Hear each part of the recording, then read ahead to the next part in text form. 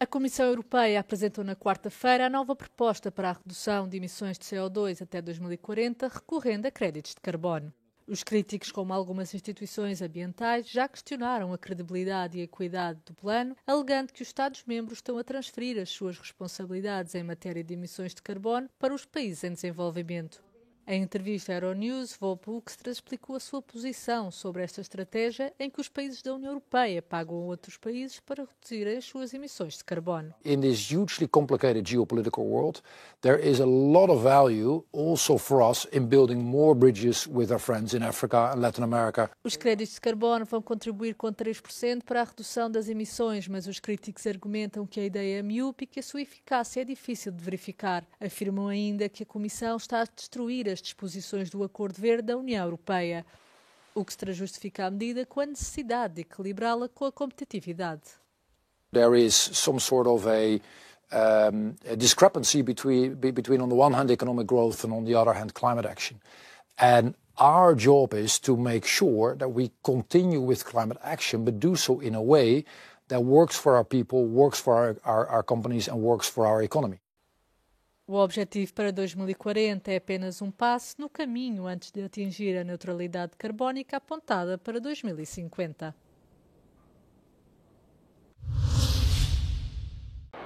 É uma nova meta ambiental da União Europeia, reduzir as emissões de dióxido de carbono em 90% até 2040, em comparação com os valores de 1990. Objetivo que está na alteração à Lei sobre o Clima, apresentada pela Comissão Europeia. Good morning. Mas há também outra novidade, mais flexibilidade, com a possibilidade de comprar créditos de carbono. It's a huge transition. Let's just realize that. And therefore it is of the most importance to be non-dogmatic about how to reach success. A lot has been said about the flexibilities, and let me dive into that right away. We will allow for, first, a limited amount of high-quality carbon credits outside of the European Union.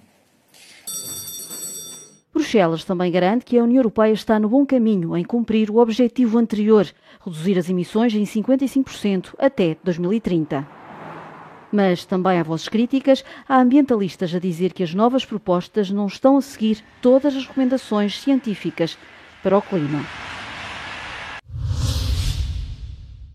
Quem anda pela Europa tem encontrado indicações como esta nas ruas. As temperaturas acima dos 40 graus são causadas por um anticiclone do interior do continente africano.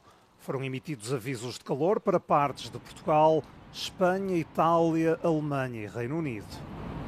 Das 4 mortes ligadas ao clima, em solo espanhol, 2 aconteceram num incêndio florestal na Catalunha. Os termómetros devem continuar a bater recordes antes de a chuva trazer algum alívio.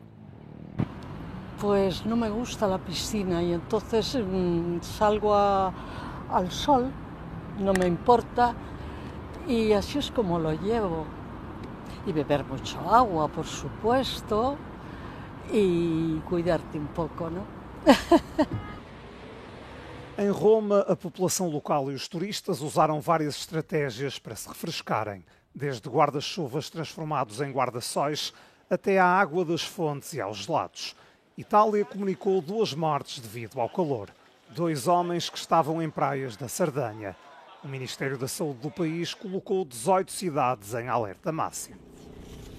Allora, la Protezione Civile di Roma Capitale in questo momento sta mettendo in atto un'azione chiaramente per le ondate di calore previste anche dal piano della Protezione Civile, quindi effettuiamo delle distribuzioni di acqua, di assistenza alla popolazione.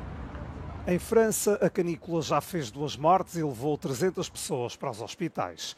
As temperaturas altas desta semana expuseram a forma como a arquitetura histórica e algumas avenidas de Paris retêm o calor e o libertam muito depois do pôr do sol. Dessa forma, os grupos vulneráveis da população enfrentam um risco redobrado. A capital francesa tem muitos moradores idosos e blocos de apartamentos do século XIX com problemas de isolamento. Os especialistas associam o aumento da frequência e intensidade das vagas de calor às alterações climáticas. O presidente dos Estados Unidos esteve na Flórida e desta vez o destino não foi Mar-a-Lago, mas o novo centro de detenção e deportação de imigrantes. As instalações ficam em Everglades, uma zona pantanosa conhecida por ter muitos jacarés, por isso o centro está a ser chamado Alligator Alcatraz. We're going to teach them how to run away from an alligator, okay? If they escape prison, how to run away. Don't run in a straight line. Run like this. And you know what? Your chances go up about 1%. Okay? Not a good thing. São estruturas provisórias, tudo construído em 8 dias. O presidente dos Estados Unidos visitou e inaugurou as instalações e tudo ficou preparado para começar a receber imigrantes sem documentos. A administração Trump diz que é uma forma inovadora e rentável de lidar com a imigração e de pôr em marcha o plano de Washington para fazer deportações em massa. Mas nem todos concordam. Durante a visita, este grupo protestou contra o projeto. Dizem que é um campo de prisioneiros desumano improvisado. Do outro lado, estão os republicanos da Flórida, estão tão satisfeitos que estão a vender merchandising com o nome do centro de detenção. Também o governador da Flórida, o republicano Ron DeSantis, apoia o projeto e até quer que os membros da Guarda Nacional sejam juízes de imigração. O novo centro pode albergar 3.000 pessoas. Há planos para instalações semelhantes noutros pontos do país. O Senado aprovou na terça-feira o controverso projeto de lei fiscal de Donald Trump. O pacote de redução de impostos e de cortes na despesa conseguiu ultrapassar a oposição dos democratas e a resistência de alguns senadores republicanos, apesar de ter sido aprovado com o voto de desempate de J.D. Vance, depois de a Câmara Alta do Congresso norte-americano ter ficado num impasse. On this vote, the yeas are 50, the nays are 50. The Senate being evenly divided, the Vice President votes in the affirmative. The bill as amended is passed. O presidente dos Estados Unidos quer cortar cerca de 1,2 bilhões de dólares, em grande parte no Medicaid e vales de alimentação, o que os democratas e vários legisladores republicanos consideraram alarmante. Os democratas no Senado dizem que os cortes colocam milhões de pessoas em risco de perderem os cuidados de saúde à custa dos interesses de bilionários. Because of this bill, tens of millions will lose health insurance. Millions of jobs will disappear. People will get sick and die. Kids will go hungry, and the debt will explode to levels we have never seen. All so that the billionaires and corporate special interests get a permanent tax break. This bill is so irredeemable that one Republican literally chose to retire rather than vote yes and decimate his own state. O projeto de lei também inclui cerca de 4,5 bilhões de dólares em cortes de impostos, tornando permanentes as taxas de Trump de 2017. Analistas financeiros independentes e empresas de contabilidade afirmam que as reduções fiscais estão estruturadas de forma a beneficiar predominantemente os ricos. Mais de 1/3 das reduções beneficiaria as famílias que geram um rendimento de cerca de $500 milhão por ano. O pacote regressa agora à Câmara dos Representantes, onde o presidente Mike Johnson tentará obter as aprovações finais de forma a enviar o documento a Trump antes do prazo inicialmente estipulado de 4 de julho.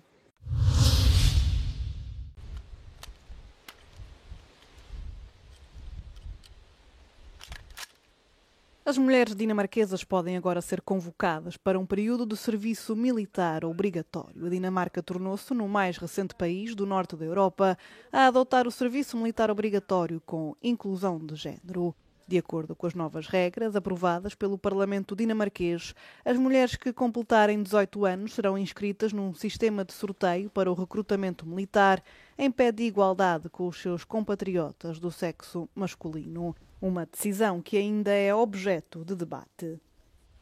Une partie de la population, notamment des femmes, trouve cette réforme injuste, mettant en avant d'autres arguments par rapport au fait que ce sont seulement les femmes qui mettent au monde les enfants.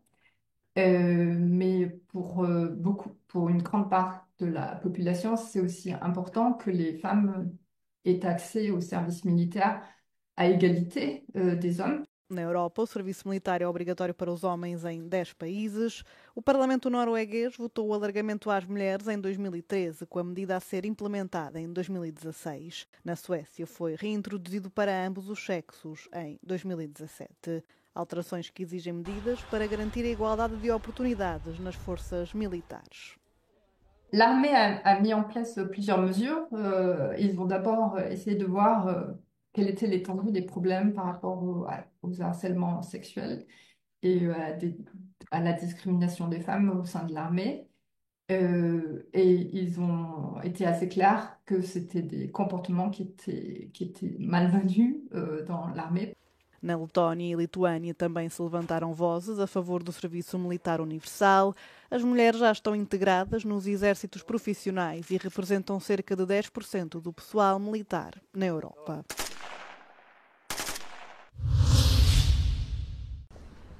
I'm here in Copenhagen for the start of the Danish presidency of the EU Council, and one priority is key: security.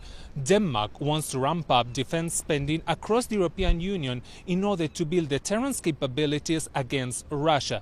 This, they say, needs to be done by 2030 at the very latest. This is the day by which, according to Danish officials, Russia could launch an all-out attack against a NATO member state. At the same time, Denmark wants to ramp up military and financial support for Ukraine now that the United States is pulling away. Denmark is even pitching the idea that Ukrainian defense companies could come to the European Union to build and manufacture weapons in order to then transfer those ammunitions and equipment to the battlefield in Ukraine. Jorge Liboreiro, Euronews, Copenhagen.